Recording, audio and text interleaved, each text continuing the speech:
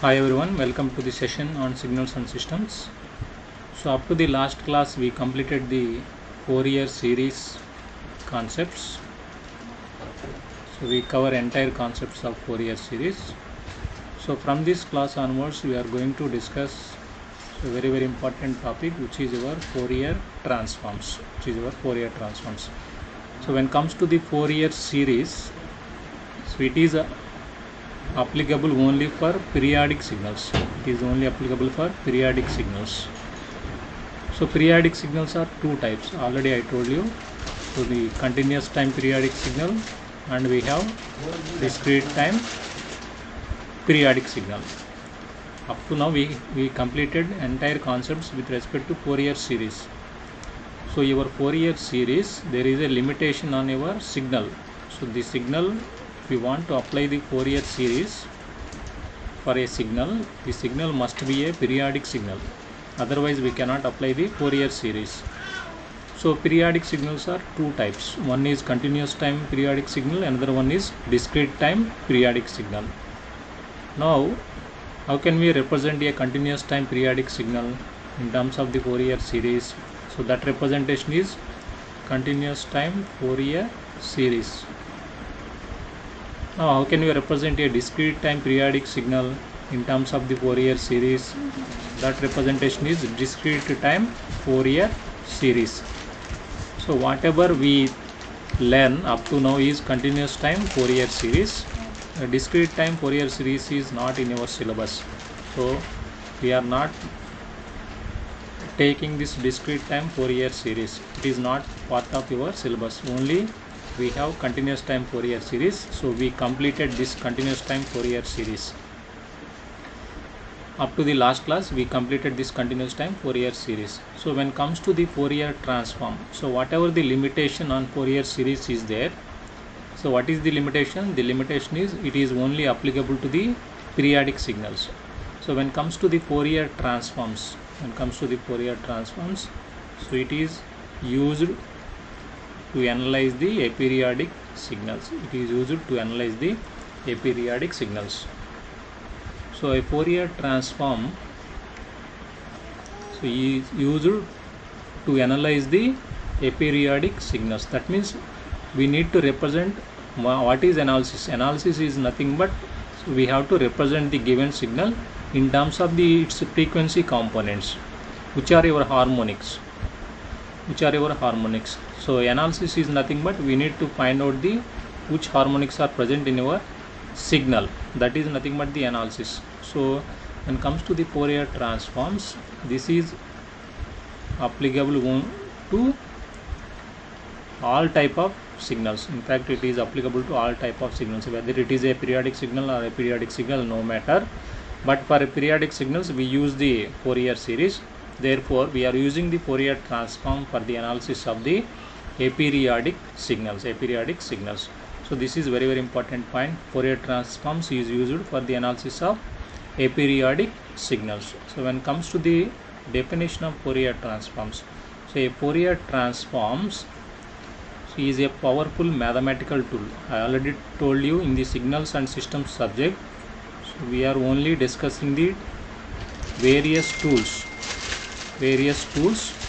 and with the help of these tools we are going to analyze, we are going to use these tools in various subjects of your electrical engineering. So this is only a tool subject. In this subject we are going to learn only tools. Here Fourier transform is a powerful mathematical tool. It is one of the powerful mathematical tool. So what is this tool? Already in the name itself indicates it is a transform. So it is a powerful tool to transform your time domain signal. It is a powerful mathematical tool to transform your time domain signal. So that is your x of t into its frequency domain representation. So this is very important. So this is simply a mathematical tool. We are using this tool to represent your continuous time signal in terms of its frequency domain representation.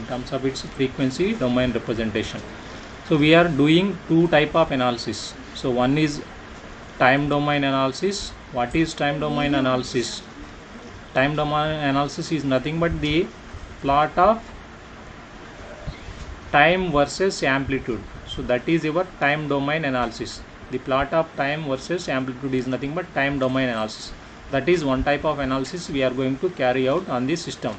What is the second type of analysis? We already studied this, frequency domain analysis.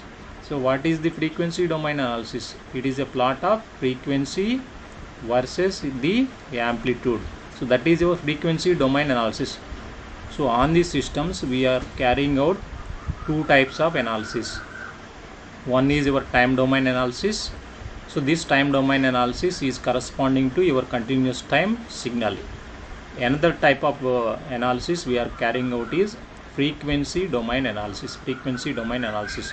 How can you perform the frequency domain analysis? All the real time signals are in continuous time domain.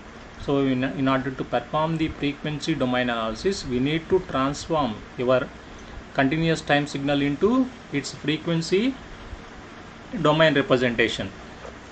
Its frequency domain representation, so that we can carry out the frequency domain analysis. Here time domain analysis and frequency domain analysis is having its own advantages and disadvantages. But when comes to the frequency domain analysis, why we go for frequency domain analysis is, so when we studied these systems with order greater than the 3 or greater than the 2, so let us consider the system order greater than the 3.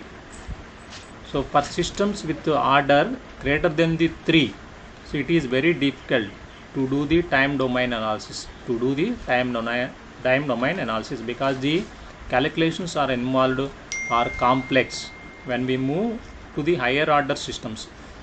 The same higher order systems, if you analyze in the frequency domain analysis, the analysis is somewhat easy. So when the order of the system goes on increasing, so if you perform the frequency domain analysis, the analysis is somewhat easy when compared to the time domain analysis. But the time domain analysis and the frequency domain analysis is having its own advantages and disadvantages based on the parameters obtained from the time domain and frequency domains. We are going to analyze your system. But frequency domain analysis is having lot of advantages when compared to the time domain analysis. When the order of the system goes on increasing, for system order greater than the 3, we prefer the frequency domain analysis. If you want to do the frequency domain analysis, we need to convert this signal x of t, which is the continuous time domain signal, into its frequency domain representation. So to convert this continuous time signal into its frequency domain, we use the tool. That tool name is Fourier transform. So a Fourier transform is a powerful mathematical tool to convert the continuous time signal into its frequency domain representation. Vice versa is also possible. So if the frequency domain signal is given, so you convert the frequency domain signal into its time domain signal also using this Fourier transform. So this is the definition of the Fourier transforms. So definition is, once again I will repeat the definition. When it comes to the definition of Fourier transforms, it is a powerful mathematical tool. So it transforms your time domain signal into its frequency domain representation. Vice versa is also possible using the Fourier transformation method. This is about the Fourier transform. This is just a tool to convert your time domain signal into the frequency domain representation, because frequency domain representation is having lot of advantages when compared to the time domain analysis. The analysis is somewhat easy in the frequency domain representation. That is the greatest advantage. That's why we are converting your time domain signal into the frequency domain representation. Here also in the aperiodic signals, we have two types. One is continuous time aperiodic signal, another one is discrete time aperiodic signal. And to analyze the continuous time aperiodic signal, the transformation we are using is continuous time Fourier transforms. Continuous time Fourier transforms. And to analyze the discrete time aperiodic signals, the representation we are using is discrete time Fourier transform. Discrete time Fourier transform. So continuous time Fourier transform is the second unit of your syllabus. So we are going to study these two types of transforms. One is continuous time Fourier transform, which is used to represent the continuous time aperiodic signal. Another one is discrete time Fourier transform, which is used to represent the discrete time signal, discrete time aperiodic signal. So continuous time Fourier transform we are going to study in the second unit. So whereas the discrete time Fourier transform we are going to study in the fifth unit of your syllabus. At the end we are going to study this discrete time Fourier transform. So whatever the lectures going on from now, these lectures are entirely dedicated with the continuous time Fourier transforms only. So at the end only we will discuss the discrete time Fourier transforms. So this is about the Fourier transform, definition of the Fourier transforms. So when comes to the representation, so this is very important. So when comes to the representation, so based on this, so they are asking the essay question on the representation. So representation, how we are going to represent the Fourier transforms. When comes to the representation, so this is your representation. The x of t is a continuous time signal given to you. So when you apply the Fourier transforms on the x of t, so we will get a frequency domain signals. So this is the representation of your frequency domain signal. So when you apply the Fourier transforms on the continuous time signal, so what we will get? We will get the equivalent frequency domain representation. So this is your frequency domain representation of the corresponding continuous time signal. So capital X of j omega, capital X of j omega is the frequency domain representation for the x of t. So when you apply the Fourier transforms on this signal, so we'll get to x of j omega, capital X of j omega. Remember the representation. So another type of representation is also there, capital X of f, capital X of f.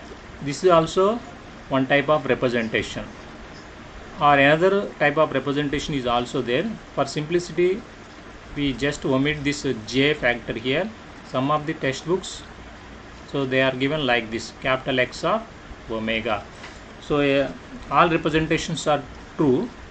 So when comes to this representation, the unit is radians per second, because we are using the omega. So the unit is radians per second. So when comes to this representation, so here the unit is hertz. So this is the representation with respect to the signals. X of t is continuous time signal is given to you.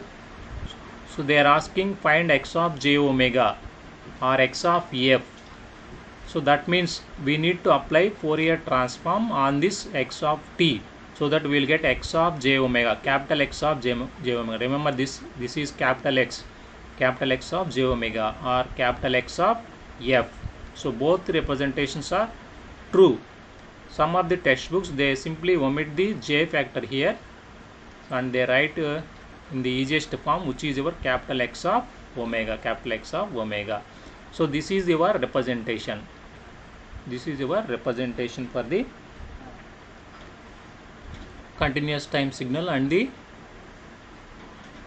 when we apply the Fourier transform, we will get this type of signal. This is the representation. Now if we observe this x of j omega, so if x of j omega, if we observe this x of j omega, this is very important. So x of j omega is a complex valued function. So it is a complex valued function. This is very important for the examination point of view. So this is a complex valued. So we have lot of conclusions from this equation. X of j omega is a complex valued function. This is a complex valued function in terms of omega, in terms of omega. So all of you know the complex valued function is nothing but it is having the real part and it is having the imaginary part. So x of j omega I can represent like this. So this is the real part of, so every complex function is having two parts. So one is real and another one is imaginary part.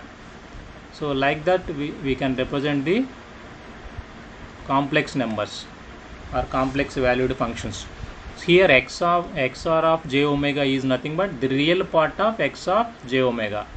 So xi of j omega is nothing but the imaginary part of x of j omega. So why we represent this signal in terms of real and imaginary parts? Because it is a complex valued function in terms of the omega, in terms of the omega. Therefore every complex valued function is having the real part and the imaginary part, is having real part and imaginary part. Now how can you find this? Here xr of j omega is real part of x of j omega, xi of j omega is imaginary part of the x of j omega. Now if we observe the complex valued function, I can write the complex valued function like this.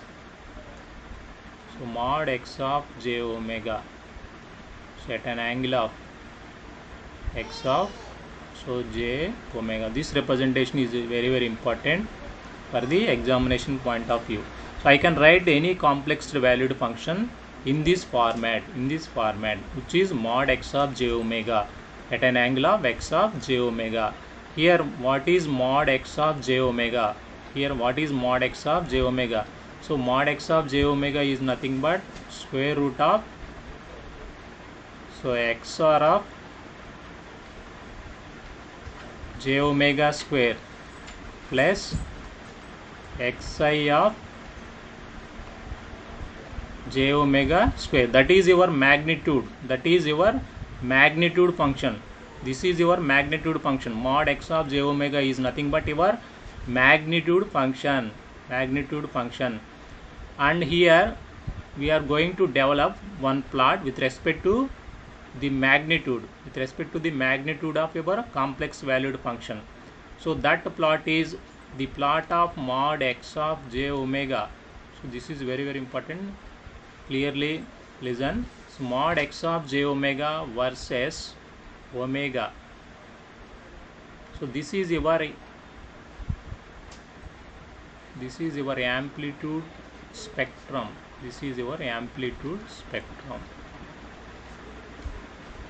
So that is your amplitude spectrum.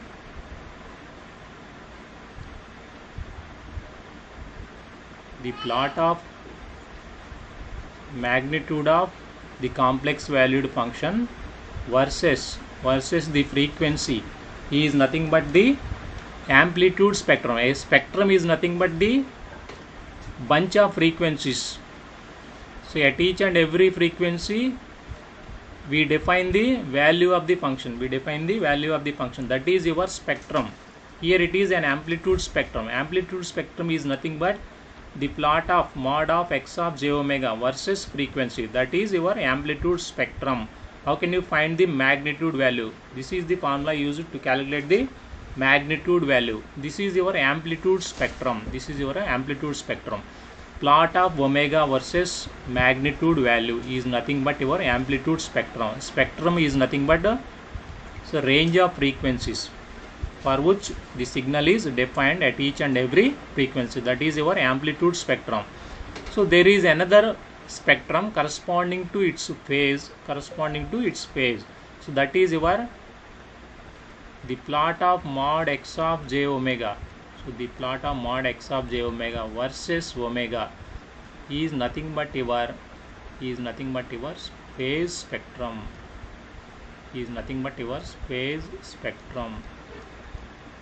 So in the examination, x of t is given to you. So they are asking find x of j omega, and plot the amplitude spectrum and phase spectrum for the corresponding complex valued function. for the corresponding complex valued function. That so this is the way of a essay question given to you. So there is one more spectrum. It is a phase spectrum. The plot of phase. The plot of phase. How can you find the phase? Phase is nothing but tan inverse of imaginary part divided by real part. This is the equation to obtain the phase of your complex valued function. So the plot of phase versus omega is called phase spectrum. Phase spectrum. Spectrum is nothing but bunch of frequencies.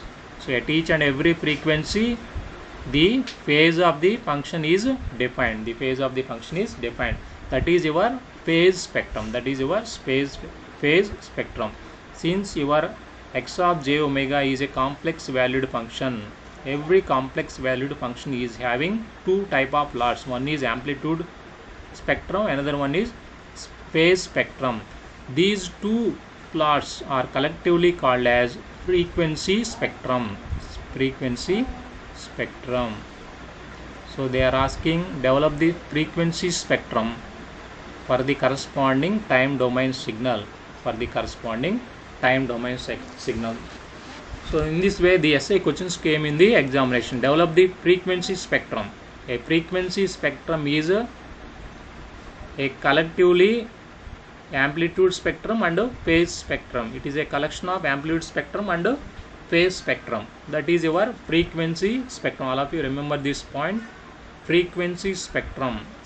Frequency spectrum is nothing but amplitude spectrum and also the phase spectrum, collectively known as the frequency spectrum. How can you plot the amplitude spectrum? The amplitude of the complex valued function versus the frequency is nothing but your amplitude spectrum. How can you plot the phase spectrum? The phase of your complex valued function that is obtained using this formula versus the frequency is called the phase spectrum. Both amplitude and phase spectrum collectively called as frequency spectrum. Frequency spectrum. This is the representation of the Fourier transform of a continuous time signal. Representation means how can you represent a time domain signal?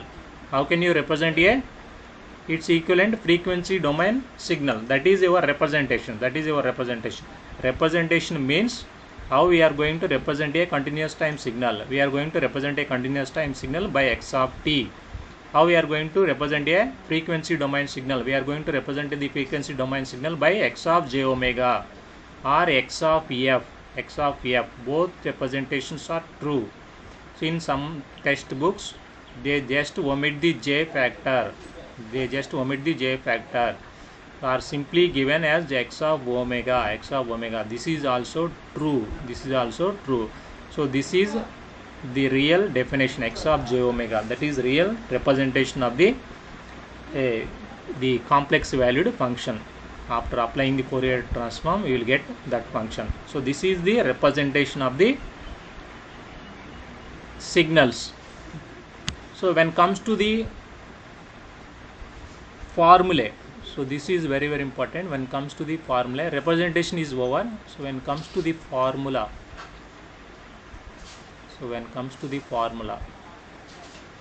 so when we apply Fourier transform here, so when you apply a Fourier transform, listen carefully. Formulas are very important. You have to remember each and every formula in these signals and systems. Fourier transform of a continuous time signal x of t, so results x of j omega. So results x of j omega. How can you find this x of j omega? So this x of j omega can be obtained using this integral. So integral minus infinity to plus infinity. So x of t e power minus j omega t, so dt. So you can remember this expression. Here the time domain signal is converted into its frequency domain representation. So using the Fourier transforms, this is your Fourier transforms formula. Fourier transforms. If you apply Fourier transforms on a continuous time signal x of t, so you will get x of j omega. We will get x of j omega. So that is your frequency domain representation. So how can we get x of j omega? So by simply integrating your signal x of t, multiplying by this factor, exponential factor, so in between the limits minus infinity to plus infinity, so we will get x of j omega. We will get x of j omega. This is your Fourier transforms. This is your Fourier transforms. Now vice versa is also possible. I already told you in the representation, vice versa is also possible. That means vice versa is nothing but, so if we apply inverse Fourier transform, so on your frequency domain signal, a frequency domain signal is given to you, so if we apply inverse Fourier transforms, so we'll get what? So we'll get a time domain signal. We'll get time domain signal. Now what is the formula for time domain signal? So 1 by 2 pi integral minus infinity to plus infinity. Here x of j omega is the frequency domain signal given to you. So e power j omega t here, j omega t into d omega. So if you apply inverse Fourier transform for the frequency domain signal given to you, so you will get the time domain signal. And how can you get the time domain signal? Using this integration. We will get a time domain signal. So this is your inverse Fourier transform. These formulas are very, very important. You need to remember these formulas. So entire Fourier transform depends on these two formulas only. So I can rewrite the above two statement like this. So this is the representation we are going to use throughout this Fourier transforms. X of t is given to you. So when you apply the Fourier transform, we will get x of j omega. And vice versa is also possible. I already told you, if we apply inverse Fourier transform for x of j omega, we will get what? X of t. So this is your Fourier transform. This is your inverse Fourier transform. So x of j omega is the Fourier transform of x of t, or x of t is the inverse Fourier transform of x of j omega. So this is the representation we are going to use throughout the discussion of your continuous time Fourier transform. This is very, very important representation. We are going to use this representation throughout the continuous time Fourier transform. So you remember these two formulas, very, very important formulas. Based on these formulas only, we are going to discuss each and every aspect with respect to the continuous time Fourier transforms. Now, so this is also very, very important. Next point, very, very important point, conversion of Laplace transforms to Fourier transforms. So we need to convert the Laplace transform to Fourier transforms. In the examination, this is also very, very important question given to you.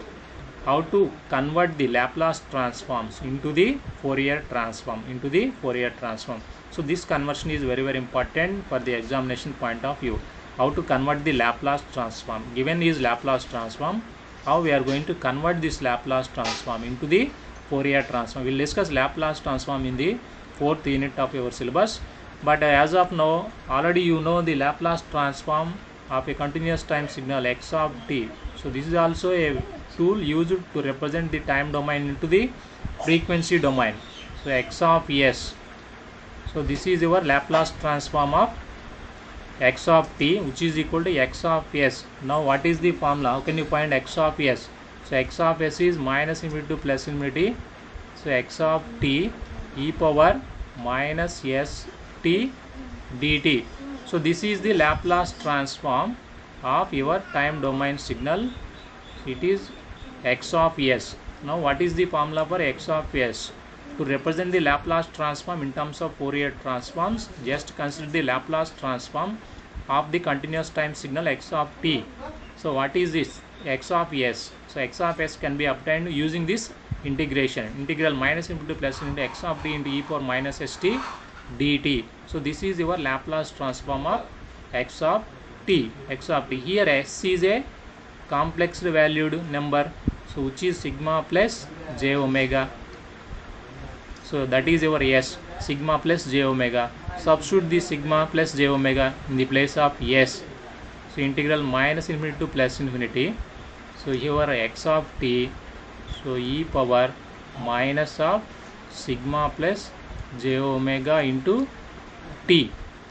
Now if you rearranging this expression, so integral minus infinity to plus infinity, I want to represent the Laplace transform in terms of the Fourier transforms. So for that I am rearranging this equation, x of t into e power minus sigma t.